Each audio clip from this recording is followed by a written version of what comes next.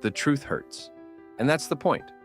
Mark Manson starts the book not with inspiration, but with a slap. No warm welcome. No, you can do it. Just, life is suffering. That's not a bug. It's the damn feature. Let that marinate. The idea is this. You will always have problems, rich or broke, married or single, living in a mansion or in your mom's basement. Problems never go away. They just upgrade. So the goal isn't to eliminate problems. The goal is to have better problems. The feedback loop from hell. Let me paint a picture. You're anxious, and then you're anxious about being anxious. You feel like a loser, and then you feel guilty for feeling like a loser. Boom. You're trapped in what Manson calls the feedback loop from hell. It's a mindfuck, bro. You feel bad, then feel bad about feeling bad. Now you're double a fucked. The cure? Stop giving a fuck that you feel bad. Seriously. Stop obsessing over your emotions like they're stock prices. Feel them. Acknowledge them. Then move the hell on. Fuck budgeting. It's real. Now here's the core of the whole book. And if you take nothing else away, take this. You have a limited number of fucks to give. So choose them carefully. Every day you get a small, finite amount of attention, energy, and emotion. It's like money in the bank. You can't afford to care about everything. Your boss's opinion, some stranger's comment on Twitter, your neighbor's loud dog, and that guy on TikTok eating pizza with scissors. That's emotional bankruptcy, my guy. Manson says maturity, real adult level, big boy pants maturity, is about being extremely selective about what you give a damn about. And guess what? A lot of things just aren't worth it. Don't try. Chapter 1, it's titled, Don't Try, which is basically a middle finger to the whole self-help industry. But what Manson means is, stop trying to be better all the damn time. Why? Because when you chase better, you're telling yourself you're not enough. And when you believe you're not enough, you reinforce insecurity. It's like saying, I'm not happy, and that makes me a failure. So now you're failing at being happy. Congrats, double loss. Instead, try this. Accept that you suck at some stuff. Accept that you'll always have flaws. Accept that you're not special. And then, work on the important stuff anyway. Not because it'll make you enough, but because it matters to you. That's real self-respect, the tyranny of being special. Let's talk entitlement. Not the rich kid crying in a Lambo kind, the subtle, sneaky kind. Like the belief that your pain is somehow more tragic than others, or that your dreams are more important, or that you deserve to be extraordinary. Yeah, Mark Manson says, that's bullshit. You are not special, and that's liberating. Why? Because once you stop chasing this fantasy of being extraordinary, you're free to actually enjoy the ordinary. The morning coffee, the dumb jokes with your friend, the feeling after a workout. You stop needing fireworks to feel alive. Choose your struggles. Everyone wants to be successful, rich, fit, loved, but very few want to suffer for it. You want abs? Cool. Do you want to meal prep, train hard, give up donuts? You want to be a rock star? Are you down to play dive bars, sleep in vans, eat gas station burritos for years? What pain do you want in your life? What are you willing to struggle for? That's the real question. Not what do you want, but what are you willing to bleed for? The answer will tell you who you really are. Responsibility isn't blame, it's power. Let's say it again louder for the people in the back. Responsibility, blame. Your parents messed you up, not your fault. But your healing? Your responsibility. Your job sucks. Maybe not your doing, but how you respond. 100% on you. This isn't about being a martyr. It's about taking your damn power back. When you own your responses, your choices, even in the worst situations, you stop being a passive victim in your own life story. You grab the pen and you write your own next chapter. So far, We've flipped the bird to toxic positivity, learned how not giving a fuck is actually an art form, and started untangling the mental traps we fall into. But we're just getting started. In part 2, we're diving deeper into identity, failure, death, yep, and how your values shape everything, whether you realize it or not. So if you're ready to unlearn all the crap you've been told about success, happiness, and meaning, stick around. Part 2, the hidden power of struggle. Let me ask you something real. You want a great life, right? Freedom, success, confidence. To feel proud of yourself when you wake up in the morning? Cool. Now here's the real question. What are you willing to suffer for? That's it. That's the difference between people who make it and people who don't. Everybody wants the rewards. Few are willing to pay the price. You don't get a great body by wanting it. You get it by grinding, sweating, waking up early, lifting heavy when you're tired, skipping the damn pizza. You don't build a successful business just because you dreamed about it. You build it by messing up, staying up all night, getting rejected, feeling broke and dumb and scared, and doing it again anyway. Pain is the currency of progress. And if you're not willing to spend it, you're not going to get the goods. What are your values made of? Everything you do in life. What you chase, what you avoid, who you hang with. It all boils down to your values. But here's the trap most people fall into. They have garbage values, like, I always have to be right. I should never feel pain. I need people to admire me. Mark Manson says those are shitty values. They're based on things you can't control, other people's opinions, status, comfort, ego. And when your values are out of your hands, so is your happiness. But good values? Good values are internal, rooted in reality.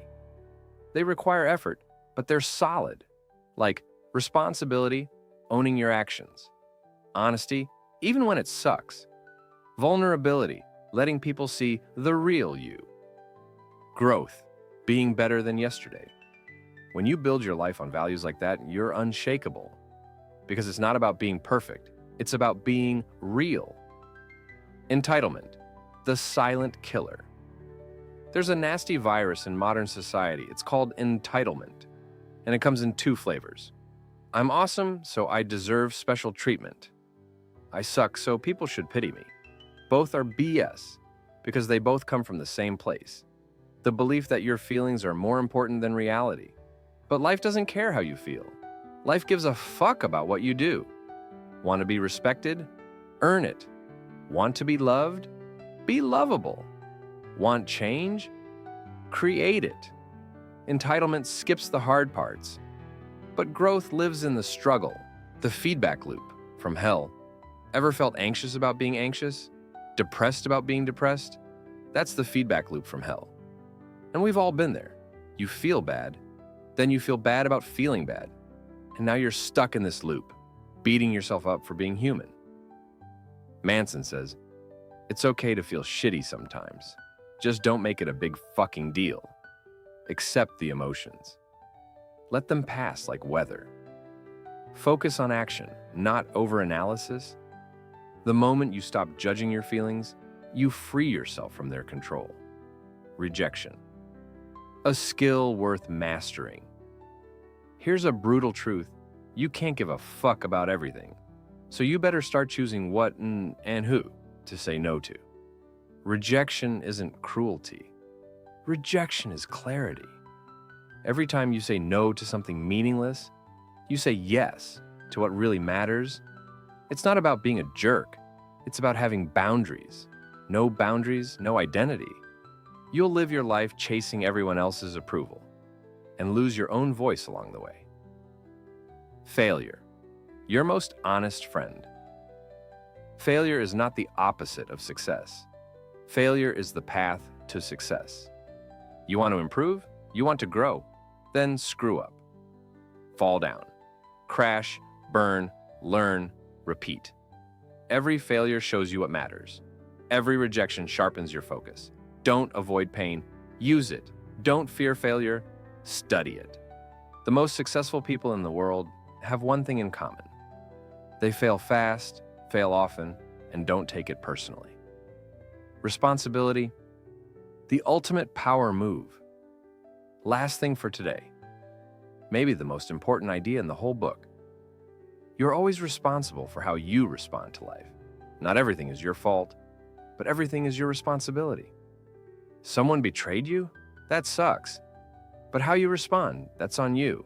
Born poor? Okay, but what now?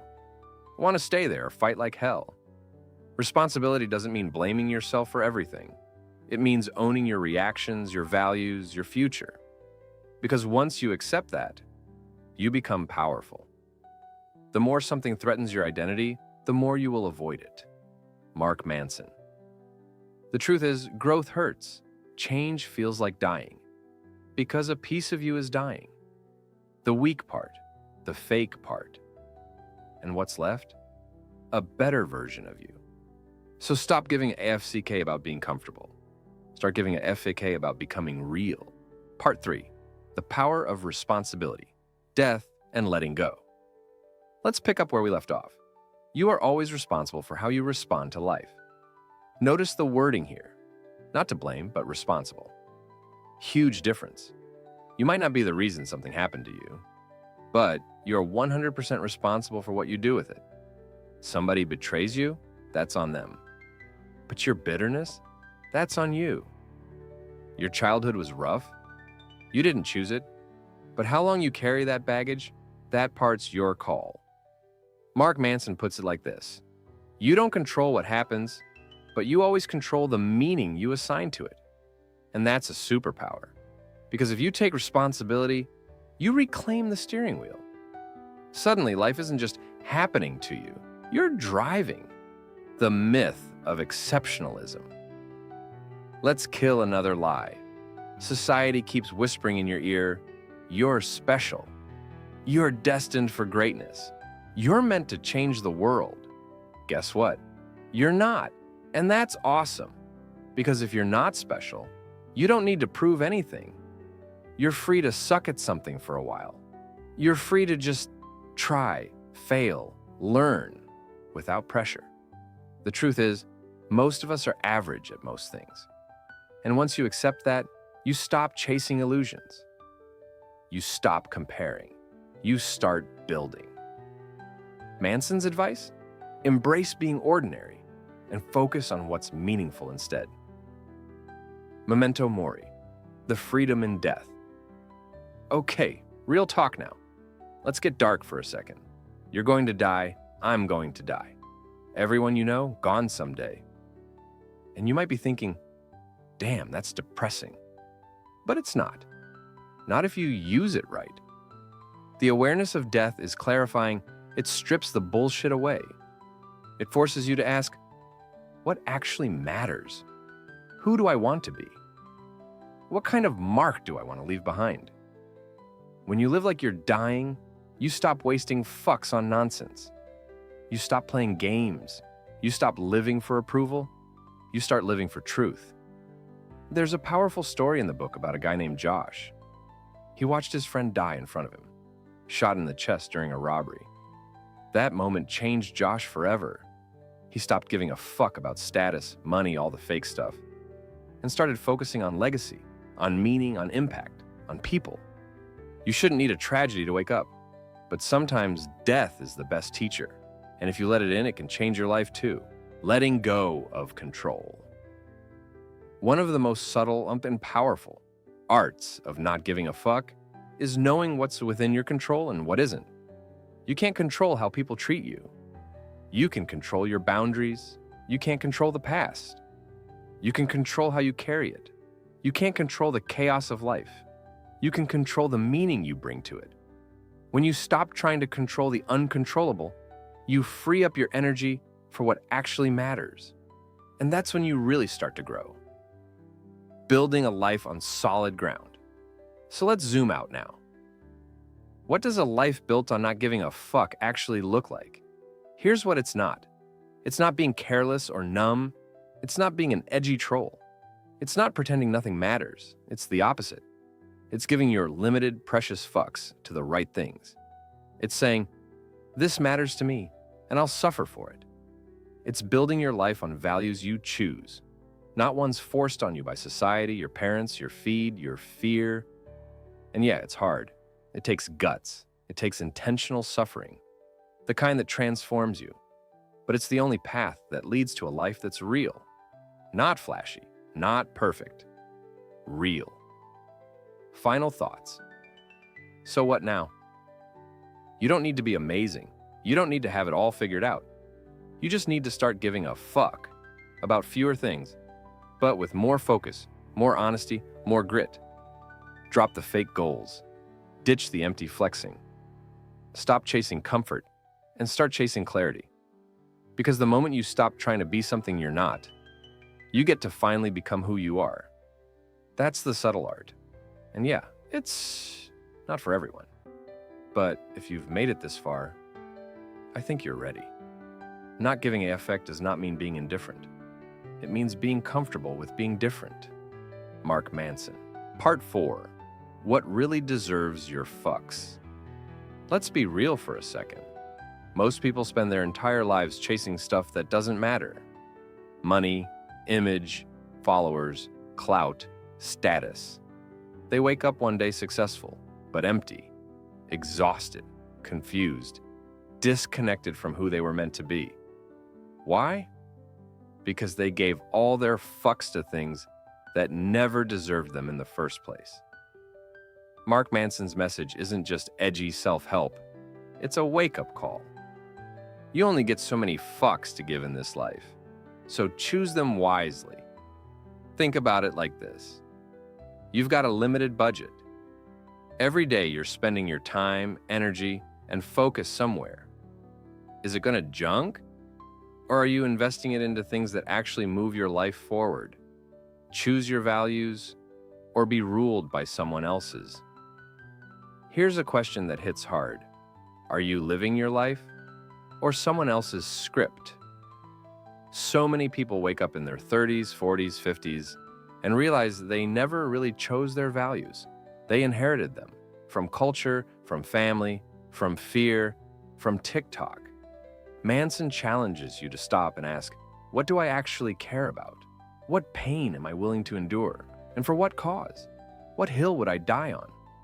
Because until you define that, you're just drifting, reacting, numbing, chasing things because someone else said you should.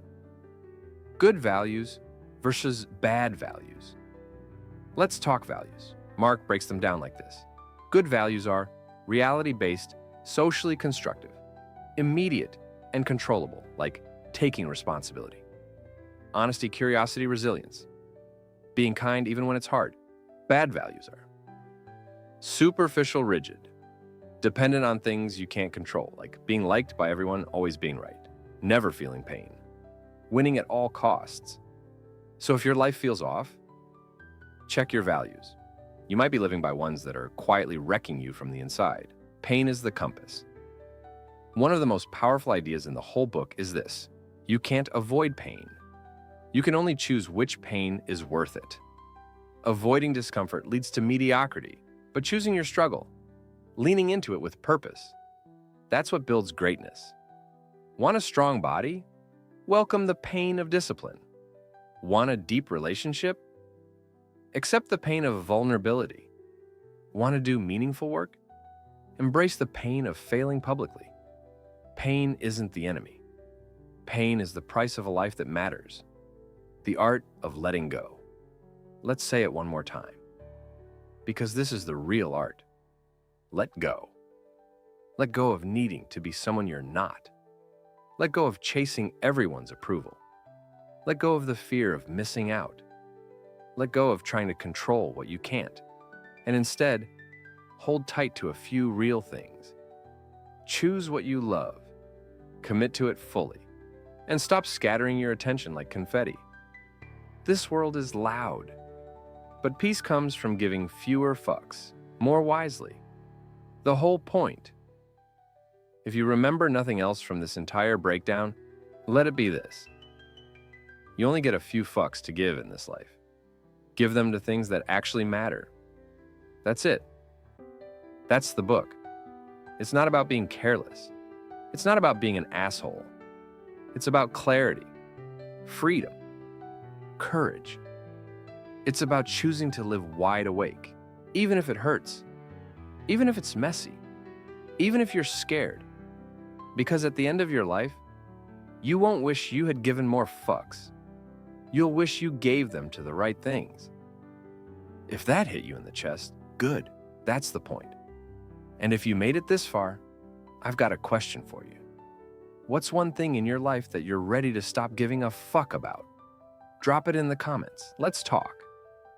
And if you want more book breakdowns like this, hit that like button, subscribe. And I'll see you in the next one. Live with less noise. Give fewer fucks. Live more. Peace.